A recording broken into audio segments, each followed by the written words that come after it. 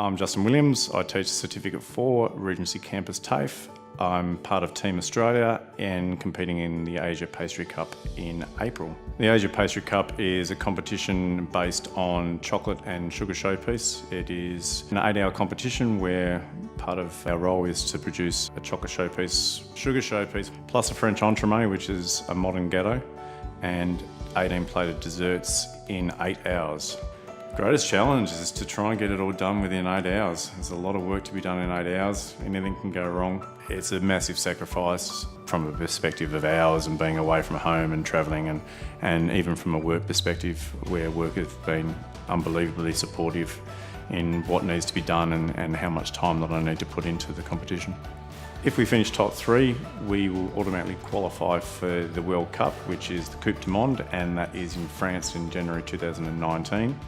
It will be an amazing, exciting experience purely based on it is the world's best pastry chefs competing underneath the one roof. The opportunity to work with these people or compete against them will be fantastic.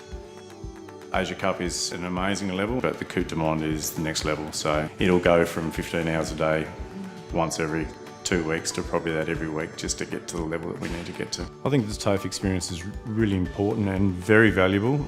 We pretty much offer them top quality training so that when they do go out into industry, there's not a gap between what they do at TAFE and what is actually in industry. I believe that what I'm doing currently is going to give some great insight to the students from a teaching perspective. I've learned a lot of different techniques just through collaboration with a lot of different pastry chefs throughout Australia and overseas. From a family perspective, when I do return, I owe my children a lot.